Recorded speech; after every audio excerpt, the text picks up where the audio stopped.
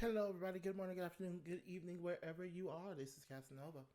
And I was thinking, I said, myself said, maybe I need to record the first lecture. I said, yeah, why? Why is that a good idea? Because this is pretty much the foundational information that you will need to learn to be successful in this course. This is the rock. This is like literally, if this house ain't right, it's messy. So we're going to talk about genre and process today. Genre and process. So this is kind of in real time. I would do this in 2 hours. So what I'm going to do is I'm going to break it up into sections, so that way it's easily digestible. So this is going to be more than one video. So make sure to watch them in sequence. All right. Awesome, blossom. All right. So let's talk. Let's go ahead and talk about it. So you hear this word a lot, genre. Like, the like musical genres or genres of books or genres of genres of movies, and we throw this word around, but really don't talk about the meaning of it a lot. But so we have the genre of something is what we're starting right now. So genre is pretty much a style. Let's go ahead and dig into this. So it can be the medium such as newspapers and movies. It can also be a specific style such as drama and comedy. It's about the rules or conventions that govern the genre, what the audience expects. Okay, so let's go on ahead and talk about this really quick. So in find a good example. So in the horror genre, you're expecting to see a monster or something that is designed to scare and or chase some unsuspecting person. So, like, depending on the subgenre, which we'll talk about that in a second, these might differ a little bit. But basically, you have the protagonist who is being haunted or attacked by a monster, aliens, something that is designed to hurt it. And the goal of the horror movie is for the protagonist to make it out alive.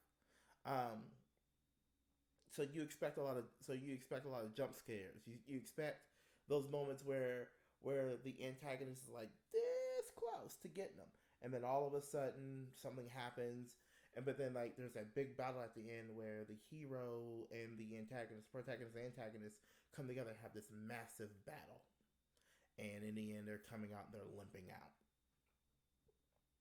We have those expectations. Um, let's see, like, usually when I teach this in person, we do like genres of music, and the responses I get are hilarious. So it's usually rap, R&B, jazz, and country, and we talk about like the differences between each one. Like, how do you know this is rap? How like so it's everything from how the instruments are played, or if there is instrumentation, is it live instrumentation? Is anybody singing? If they're singing, what are they singing about? There's a list of all these things that people know and identify as this is what makes this thing the genre that is in. So that those list of criteria, those are the conventions, those are the rules that govern it. So the reason why this is such a foundational part of this course is we have to move out of the notion that there's only one way to write or one way to compose something.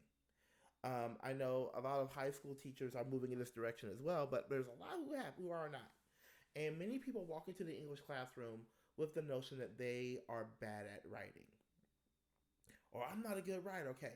But you have to look at it in the context that it sits in. So you might not be the best, how can I put this? You might not be the best essay writer, but you can tweet like the best of them. You can, I mean, TikTok, for some of y'all, TikTok is like the way that you commune with the world. So now we need to leverage those skills that you use there and put it in different contexts. And the different contexts are genres, different styles of writing. So let's talk about let's go. So let's talk a little bit more. Let's dig a little bit deeper into the concept of genre. So we're looking at examples. So we talked about this, like it's everything. So genre is around you. So we have these main genres. So we have video games, obituaries, wedding announcements, etc. In parentheses, you see subgenres. So we talked about RPG versus open world, horror versus fantasy. Um, yes, obituaries, wedding announcements, and greeting cards are actually their own genre. Like there's certain things that you have to have in those announcements. YouTube videos, I for some reason I've been ridiculously into medical YouTube. So there's certain formats depending upon the style of video that they're doing. So a makeup tutorial. So in a makeup tutorial, usually has a person like, "Hi, I'm such and such, and today I want to put this makeup on," and they're literally talking to you and walking you through, and it's always like, "Where's some I can hold? Where? Here we go." It's always like they're like, "This is the product I use." Which why did they put their hands back there anyway, y'all? If you do makeup videos, can y'all tell me why y'all do that? But it's like, "This is the product," and then they're like doing all the stuff. So you see these in all these videos, and it tells you this is the makeup tutorial. Or for me, I'll be watching something, and I'm like, "Yep, this is about to be a listicle." A listicle is like those top 10, top 15, top 20 lists. Like I practically live on Watch Mojo, so I could probably do one of those in my sleep. But even looking at social media as genre, Twitter, Twitter has different rules than an Instagram, Snapchat, TikTok. But yes, people pull from each other, but there's certain things that you have to do to get your point across. Like Twitter, you have a character limit. Like you can't just sit here and go, "I'm gonna say here top." You got 280 characters to say what you got to say. So what you have to do is to make a longer point. You have to create. You have to create a thread, and you have to number the tweets as you go, so that way people can follow the thread of the tweets. With Instagram, what I've been noticing, people have been doing longer form videos, um, or even really doing reels and splicing videos together to prove a point, to have a conversation about something. So you have to look at how, like, what does the genre require for you to convey your point? Comics, we can keep going all day, but like there's subgenres and subcategories. All right, let's go on to the next one. So we've talked about conventions, so let's extend the conversation to Disney. Go ahead and get comfortable for this. So the early Disney have the movies are very formulaic. There's a there's a princess, there's a damsel, there's a girl. There's somebody who's jealous of the princess, the damsel, the girl, usually the stepmama.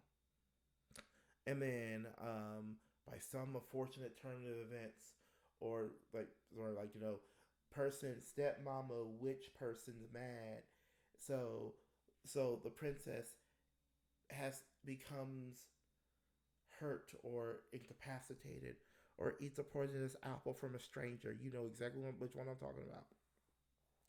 And then here comes the prince who comes in and saves the day. Now, for the sake of time, there's many other ways that you can see this. I mean, there's a difference between watching Disney as a kid and as an adult.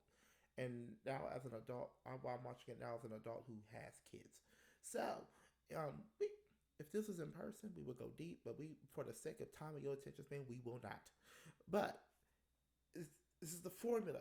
Like there's always the princess is always beautiful. She's always fair skinned. She has to sing. She has to be able to hold a note of five. And there's always a man or some form of man.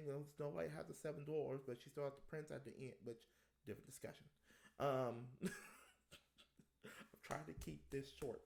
Um, so Disney princess genre, that early genre, they leaned on that. It was you had Sleeping Beauty. She had the prince. At least she knew his name. At least she knew his name, and they sang together before she kissed him. The kiss happened. You had Cinderella, which followed the story kind of faithfully, kind of pretty much basic premises of Cinderella. You know, Cinderella, she's more beautiful than her stepmother and stepsisters, and stepmama has a problem with it. And then the whole shoe and all the other stuff and everything, and like the prince comes to save her, not from death, but from being destitute. Snow White, Snow White, yes, yes, Snow White. Y'all know this story. You know, step who's the fairest of them all? You all. As again, and the mirror's like, you're not. You no. And she gets all jealous and everything, and blah blah blah blah blah blah blah. Someday my prince will come, all that stuff, and then she eats a poison apple, and then she's laid out in the forest. Then the prince just shows up. It's like, I'm going to kiss you, and she lives. Formula. You'll probably never watch a Disney movie the same again. So let's talk about how. So they lived in those genre rules. They had to stay in those conventions, but then we have the Disney Renaissance. Let's talk about this. So once you know the rules of the conventions of a genre, then you can play with the rules and learn how you can break them to convey your message.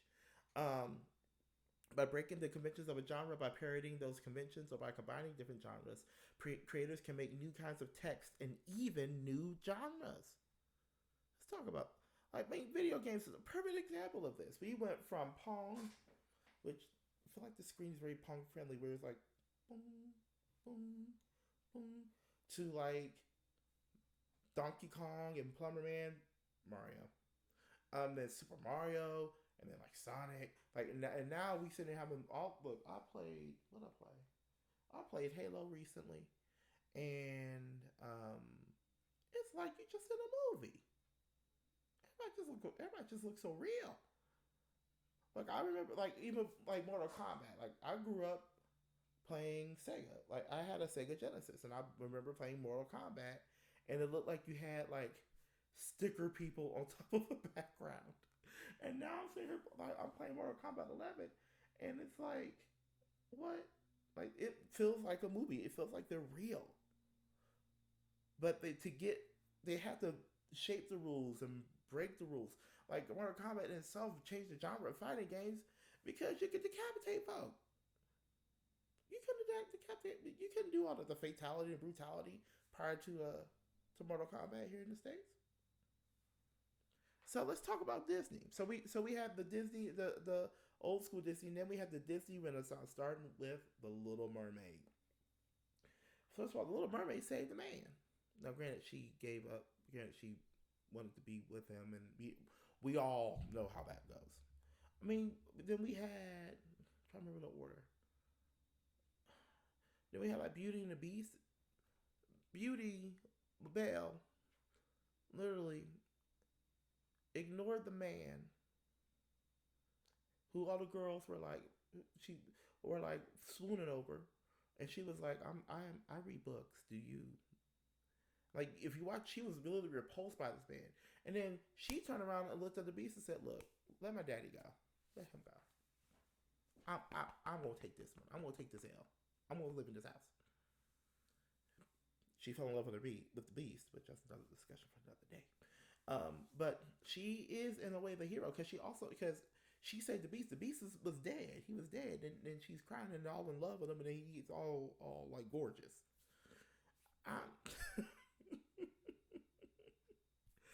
But she stepped up. I mean, Jasmine wasn't just like, okay, father, I'm going to marry who you want.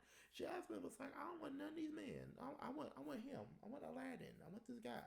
Now, Aladdin didn't have to lie, but we would have had a movie who didn't lie. Pocahontas. We won't talk about her. Let's even look at the modern movies. Frozen. They literally did not need a man. They're like, oh, it wasn't like this. Oh, I need a prince to love me. It started going in that direction, but the sisterly love kept them together. And now we talk about generational trauma.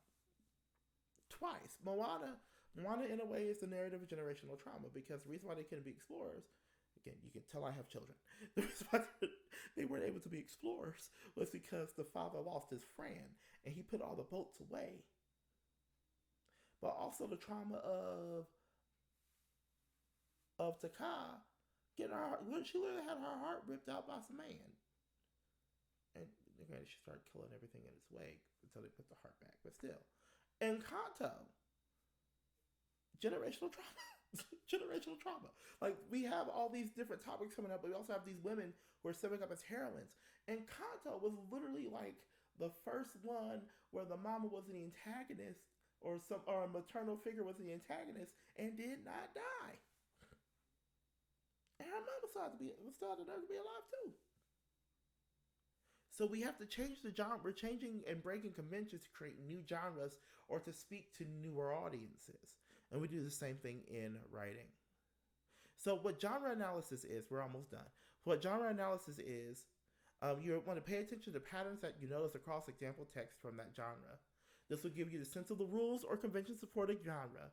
In addition, here are a list of questions to consider when you're analyzing genre. Let's consider these, shall we? How was the text written and designed? How does the text convey its message? What modes and media does it predominantly use? We'll talk about modes and media a little bit later. Is it similar to other texts you have seen from this genre? How so? How are these multimodal elements organized in the text? Do they create hierarchies of emphasis, spatial relationships, navigational choices appropriate to the situation? So, in genre analysis or textual analysis, this is a hint for your second paper. You're asking, what is this doing? What is it doing? Like, what is the ultimate goal of this text? How is it designed to meet this goal? Is it similar to everything else around it, or is it breaking the rules? And if so, how is it breaking the rules? Also, looking at how things are placed. Do they create hierarchies of emphasis? Meaning, is it forcing my eye to move? Area of spatial relationships, and also navigational choices appropriate to the situation. Are you making how everything's set up? Does it make sense? All right. We have some more questions here. Does the text contain a combination of other genres? How does the mixture of genres work together to convey meaning? So, in this big old thing, are they using other genres to help strengthen the discussion? Also, how might you define genre or subgenre of the text? If it is a subgenre, what conventions are different from the main genre that make it seem different? And then lastly, what is the purpose of the particular genre in relation to this particular rhetorical situation? We're going to go into rhetorical situation a little bit more on the rhetorical analysis paper. But pretty much the rhetorical situation is pretty much, who is this for? Why are you saying it? What surrounds it for you to be saying it in this manner? And then what is the best way to do it? So we'll talk about this a lot more with your second major writing assignment. So what does the genre expect from readers, and what does it allow or ask readers to do?